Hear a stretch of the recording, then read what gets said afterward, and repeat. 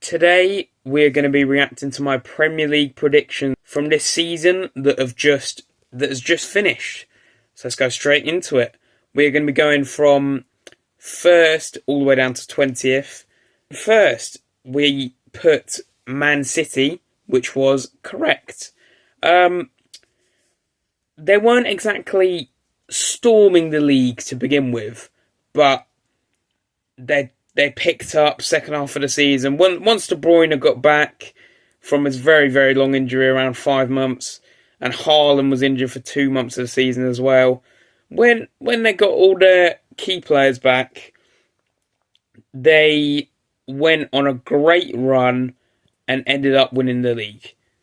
In second, I had Arsenal, which was correct. They pushed Man City a lot more this year than they did last year, when it was still in the balance till the final day, even though it was in City's hands, but it was in the balance until the final day, and I correctly predicted Arsenal in second.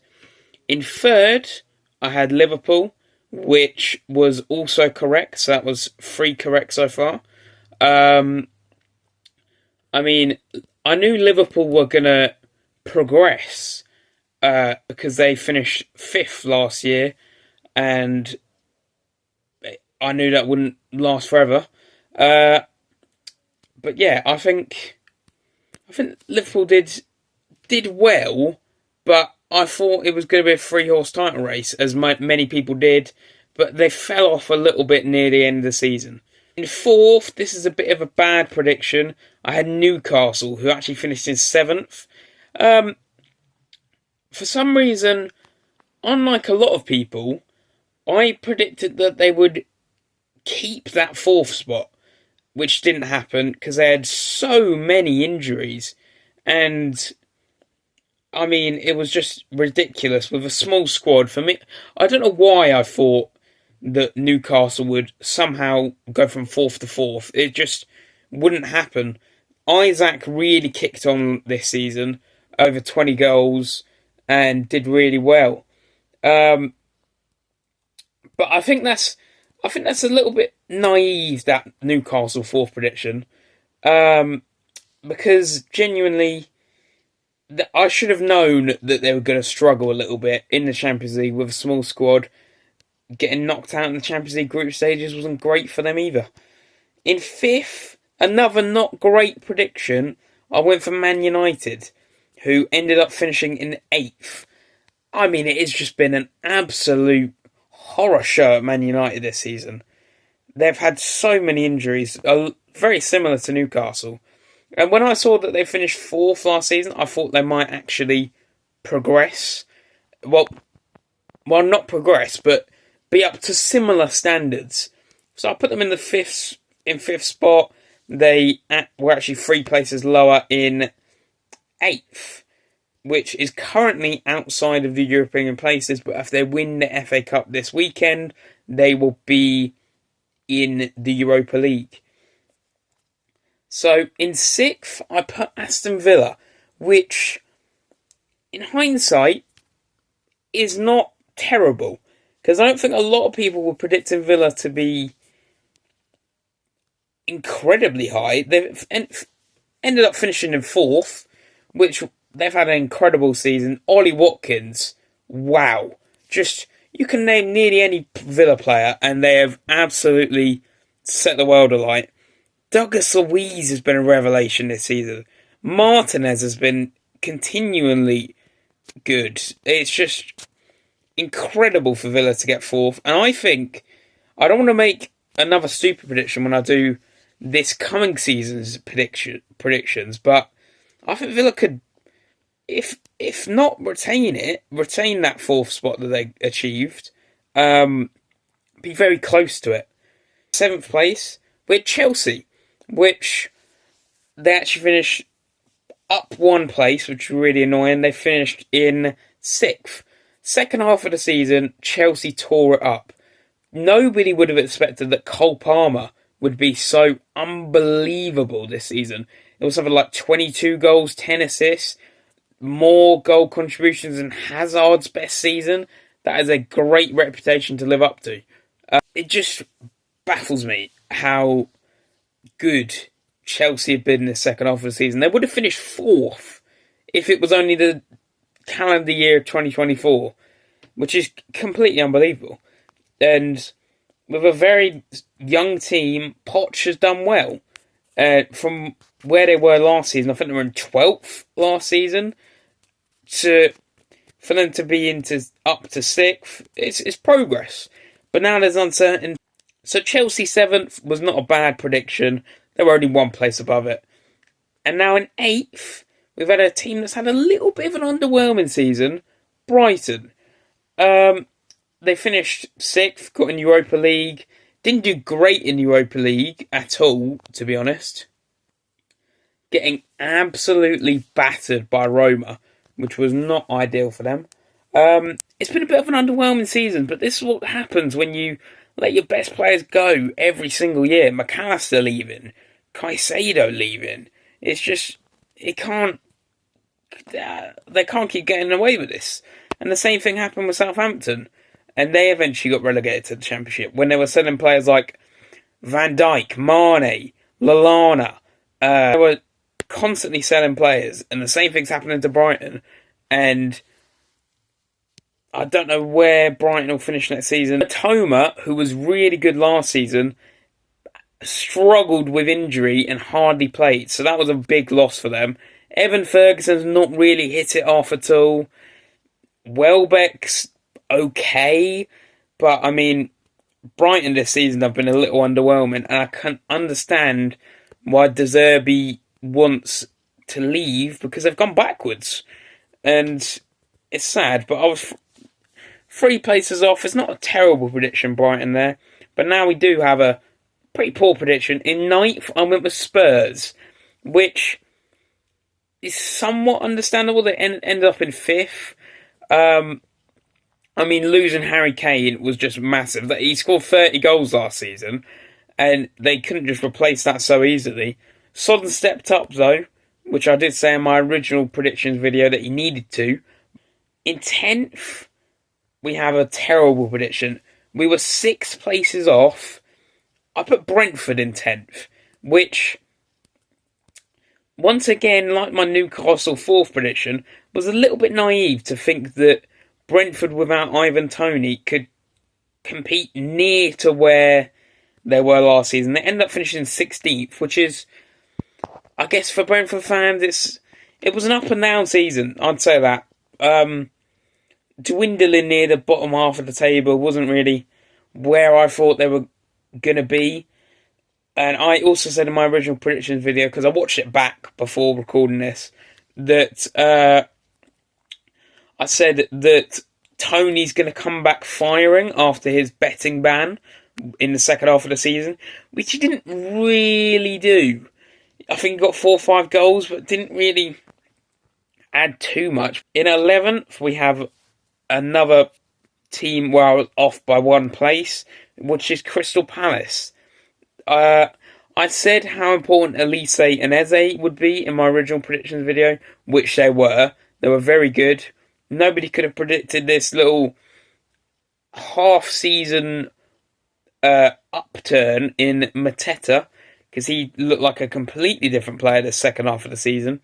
So I think 11th for Palace is not a bad prediction. They end up finishing 10th, which is 1 place off, so not too bad. In 12th, I had Fulham, 1 place off again. They were in 13th. I mean, losing Mitrovic is a massive loss, and I said at the time that their replacement for Mitrovic was Jimenez, which was sort of true, because Jimenez had injury problems, had a little hot spell for 5-ish games, but Rodrigo Muniz is the real star of Fulham this season. He completely shone, to be honest. 13th, we've got Burnley, and that was another prediction where we were 6 places off. They finished in 19th, in the relegation zone, going back to the Championship. See, I mean that a lot of people were predicting that Burnley were going to get in the top half, which I thought that was too high, in my opinion. And the players didn't gel. They brought in players who didn't know the Premier League, and it just didn't work at all, to be honest. They had a little bit of upturn near the end of the season where you thought they could have maybe climbed out of the relegation zone, but in the end, it wasn't that close, and were relegated before the final day. So that was a terrible prediction, 6 places off. But people predicting Burnley to be in the top half, so I think I've done better than the average person on that prediction. But looking back on it, it's pretty rubbish. In 14th, had Bournemouth, but they finished in 12th. They had a very good season under Iraola. Solanke hitting nearly 20 goals in was a little bit unexpected, I'll be honest. Their desire was unbelievable. As a Luton fan, I'm just going to bring up the 4-3 win against Luton, and where they were 3 down at half time to come back to win it with resiliency. I know it was against my team Luton, who aren't the greatest and have got relegated, but it's absolute resiliency, and Iraola is shown to be a good manager, and a lot of people were expecting them to be a little bit lower. I mean, I put them in 14th, which isn't like incredibly low, but yeah, there wasn't too high hopes for Bournemouth this season. In 15th, we've had another howler, 6 places off. I had West Ham, which was not a great prediction. Losing Declan Rice was massive. Replaced him with Alvarez. Antonio still managed to get goals in. So West Ham did alright. I was 6 places off. They finished in 9th. Not a bad season for West Ham. In 16th, I had Nottingham Forest, where I was 1 place off for the gazillionth time. I was 1 place off again. They finished in 17th. They were in a relegation battle, but only because of a points deduction. They ended up with 32 points, but got 4 points deducted for breaching profit and sustainability rules.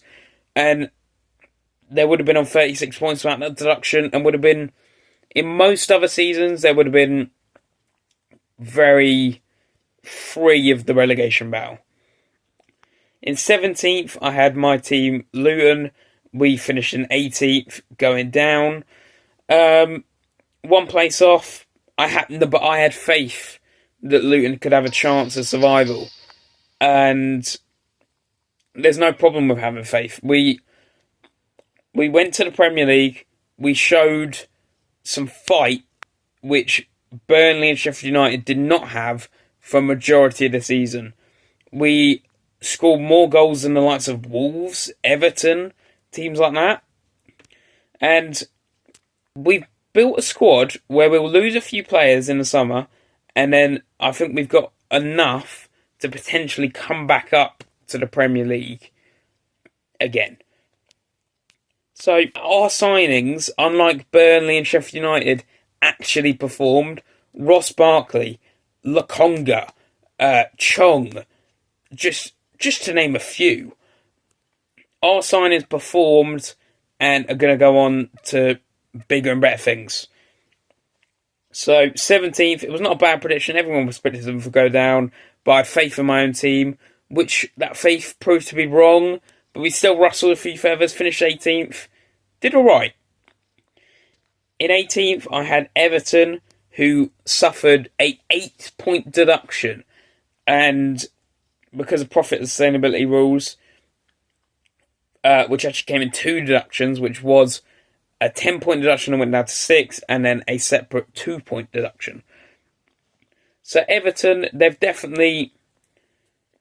play without the deduction. They were a mid-table team, and I predicted them to be in 18th. They actually finished in 15th in the end with massive points deductions. So 19th, we had Wolves, who finished 5 places higher in 14th. I mean, the amount of players that Wolves lost: Ruben Neves, Nathan Collins, Matinho, Jimenez. They lost so many players. If you look at the players that came in and came out, it's a little bit of a miracle that Gary O'Neill kept them up, but he kept them up comfortably. Finished 14th, kind of tailed off near the end of the season, winning getting about 4 points in the last 2 months or something like that.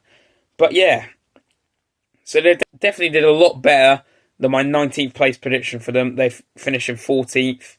And in 20th, we've got Sheffield United. They were absolutely terrible. Their signings were rubbish. They were rubbish. Conceded the most ever goals in Premier League history. 104 goals. It's ridiculous. And they were deserving of going down. And that was the 4th team that I got spot on with a prediction. So the total difference in places that I had was 47, which is not great, to be honest. But we've got 4 teams right on the dot, correct place, which was Man City in 1st, Arsenal in 2nd, Liverpool in 3rd, and Sheffield United in 20th. So, I hope you did enjoy this reacting to my prediction video. I'll be doing when it's nearer to the new season, I'll probably do a Premier League and Championship predictions video.